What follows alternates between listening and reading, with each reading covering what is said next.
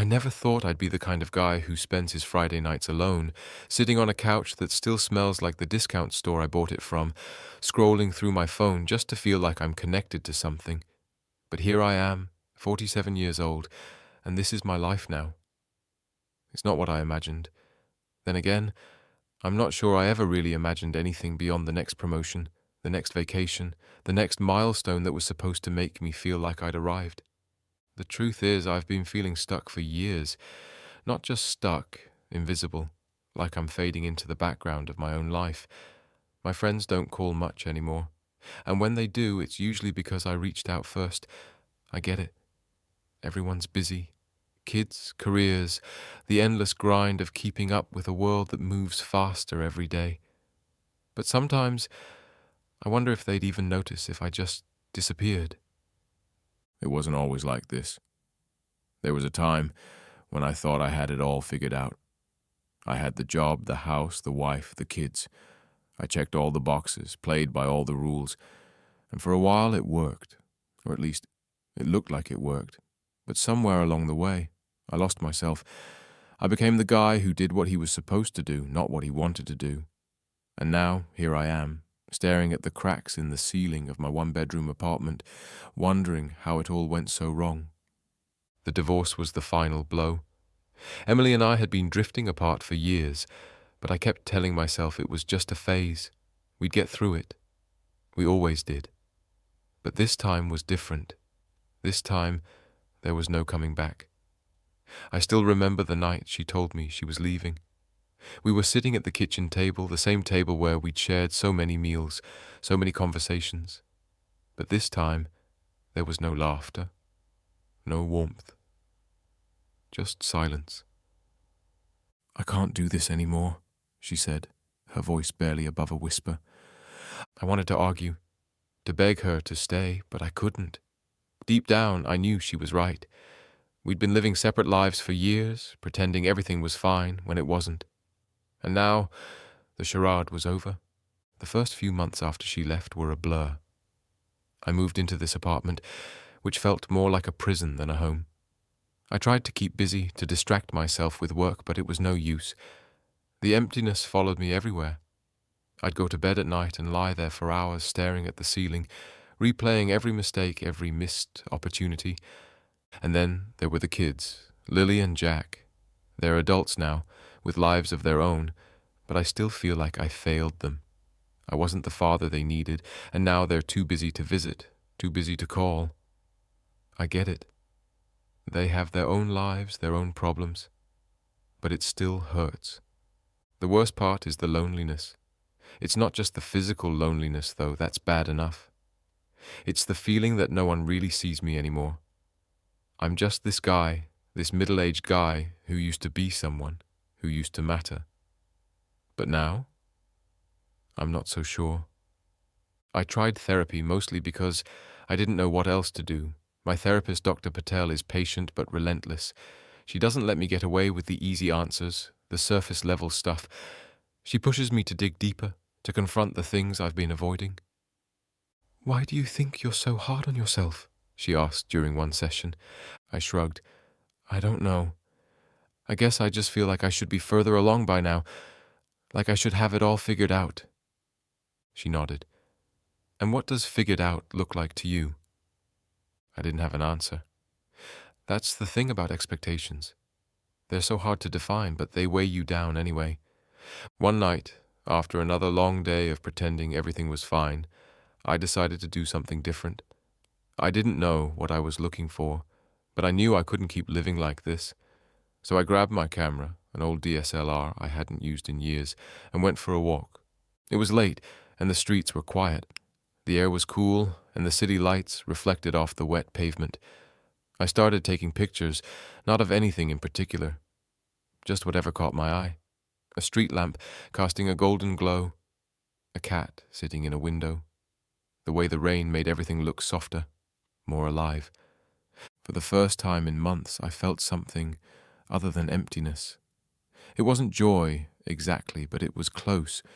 It was curiosity, wonder, a sense of connection to something bigger than myself. I didn't know it then, but that night was the beginning of something.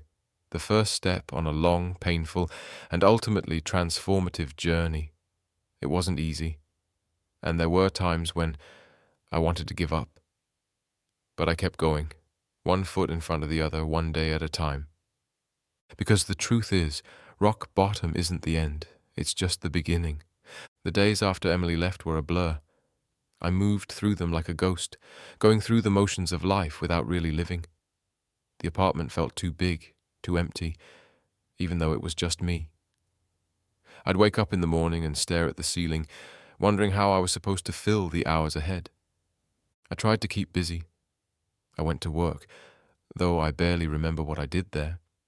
I went to the grocery store, though I mostly just wandered the aisles, picking up things I didn't need and forgetting the things I did. I even tried going to the gym, but I only lasted a week. It felt like too much effort, too much pretending that everything was fine. The nights were the worst. That's when the thoughts would come, unbidden and unrelenting. I'd lie in bed, staring at the shadows on the wall and replay every mistake I'd ever made. The bad investment that cost me my savings, the lies I'd told Emily to cover up how bad things were, the way I'd pushed her away when she tried to help. One night it got to be too much. I don't know what set me off. Maybe it was a song on the radio or a photo that popped up on my phone, but suddenly I was sobbing. Great, heaving sobs that shook my whole body. I curled up on the floor, clutching a pillow to my chest and let it all out. The grief, the anger, the shame.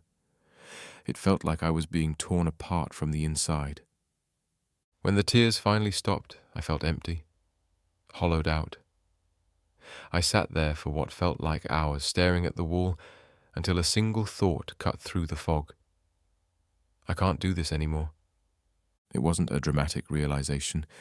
There was no lightning bolt, no epiphany, just a quiet, desperate acknowledgement that something had to change.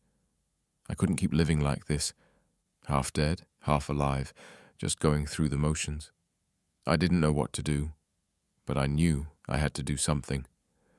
The next morning I forced myself to get out of bed. I showered for the first time in days, the hot water scalding my skin, and put on clean clothes. I didn't know where I was going or what I was doing, but I knew I couldn't stay in that apartment any longer. I ended up at a park near my old neighborhood. It was a crisp autumn day, the kind where the air smells like fallen leaves and the sky is a brilliant, cloudless blue. I sat on a bench and watched the world go by. A couple walking their dog, a group of kids playing soccer, an old man feeding the pigeons. For the first time in months, I felt something other than numbness. It was small, just a flicker, but it was there. That's when I saw him, Alex. An old friend from college, someone I hadn't seen in years. He looked the same, mostly, a little greyer, a little softer around the edges, but there was a lightness to him that I didn't remember. He was laughing, talking animatedly with the man beside him, and for a moment I thought about turning away. I wasn't in the mood for small talk, for pretending everything was fine, but then he saw me. "Daniel?" he called, his face breaking into a grin. "Is that you?" I forced a smile and waved him over. We made awkward small talk at first. "How have you been? What are you up to these days?" But then he asked the question I'd been dreading. "So what's new with you?" I hesitated. I could have lied, could have said everything was fine, but something about the way he looked at me, like he actually cared, made me tell the truth. "Not much," I said, my voice cracking. "Actually, that's not true. My wife left me, I lost my job, and I have no idea what I'm doing with my life." Alex didn't flinch. He just nodded, like he'd been expecting that answer. "Yeah," he said. "I've been there." We talked for hours. He told me about his own divorce, about how he'd come out as bisexual in his 40s, about how he'd rebuilt his life from the ground up. It wasn't a perfect story. There were setbacks, moments of doubt, but it was real. And for the first time in a long time, I felt like I wasn't alone. "You know," he said as we were saying goodbye, "if you ever want to talk or just hang out, give me a call. Life's too short to go through it alone. I nodded, not trusting myself to speak. But as I walked back to my car, I felt something I hadn't felt in months. Hope. After that day in the park, something shifted. It wasn't immediate, and it wasn't dramatic, but it was there. A tiny crack in the wall I'd built around myself. I started to think about what Alex had said, about how life was too short to go through it alone. And for the first time in a long time, I wondered if maybe he was right. I didn't call him right away. I told myself I was busy, that I didn't want to bother him. But the truth was, I was scared. Scared of what it might mean to let someone in, to admit that I wasn't okay. But eventually, the loneliness won out. We met for coffee at a little cafe downtown. It was one of those places with mismatched furniture and chalkboard menus, the kind of place I would have rolled my eyes at a year ago. But now, it felt comforting, like a reminder that there was still beauty in the world, even if it was small and imperfect. Alex was already there when I arrived, sitting at a corner table with a cup of coffee and a notebook. He looked up and smiled when he saw me, and for a moment I felt like I was back in college, sitting in the student union, talking about life and dreams and all the things that felt possible back then. "So," he said as I sat down, "how are you holding up?" I shrugged. "I've been better." He nodded like he understood, and maybe he did. We talked for hours, about everything and nothing, about his job as a freelance photographer, about his ex-husband, about the dog he'd adopted last year. And then, slowly, the conversation turned to me. "What about you?" he asked. "What do you want to do now?" I didn't have an answer. Not a real one, anyway. But as I sat there, sipping my coffee and listening to the hum of conversation around us, I realized that maybe that was okay. Maybe I didn't need to have it all figured out. Maybe I just needed to start somewhere. "I don't know," I admitted, "but I think I need to make a change. I can't keep living like this." Alex smiled. "That's a start." Over the next few weeks, we started meeting regularly, sometimes for coffee, sometimes for a walk in the park, and slowly, I began to open up. About the divorce, about the job I hated, about the parts of myself I'd been hiding for years. It wasn't easy. There were moments when I wanted to shut down, to retreat back into the safety of my own silence, but Alex never let me. He pushed me gently but firmly to confront the things I'd been avoiding.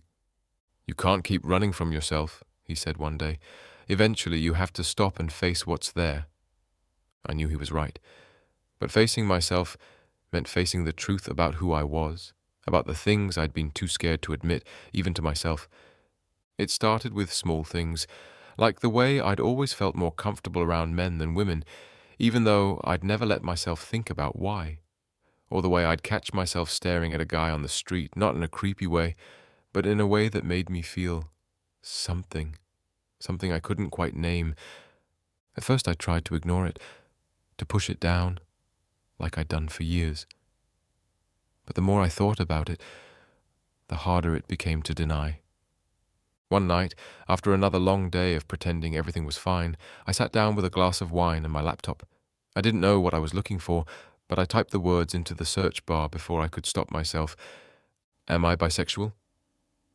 The results were overwhelming. Articles, forums, personal stories, pages and pages of people who had asked the same question, who had felt the same confusion, the same fear. I stayed up all night reading, my heart pounding in my chest, until the sun came up and the wine was gone. And then, for the first time in my life, I said it out loud. "I think I might be bisexual." The words felt strange on my tongue, foreign and familiar at the same time, but saying them, even to an empty room, felt like a weight lifting off my chest. I didn't know what it meant or what to do next, but for the first time in a long time, I felt like I was being honest with myself, and that was a start. Saying the words out loud was one thing, living them was another. For weeks after that night, I felt like I was walking on a tightrope, teetering between relief and terror. Part of me wanted to shout it from the rooftops, to finally be free of the secret I'd been carrying for so long. But the other part, the louder part, was terrified terrified of what people would think, of how it would change the way they saw me, terrified of what it meant for the life I'd built, or what was left of it. I didn't tell anyone at first, not even Alex. I wasn't ready for that. Instead, I threw myself into distractions. I cleaned my apartment from top to bottom, rearranged the furniture, even tried my hand at cooking, but no matter how busy I kept myself, the thoughts kept creeping in. What if I'm wrong? What if this is just a phase? What if I'm too old to figure this out? The doubts were relentless, a constant hum in the back of my mind. But so was the curiosity. I started noticing things I hadn't before. The way a man's laugh could make me smile, the way my heart raced when I caught someone's eye across a room. It was like a door had been opened and I couldn't close it, even if I wanted to. One night I couldn't take it anymore. I called Alex. "Hey," I said when he answered, my voice shaking. "Can we talk?"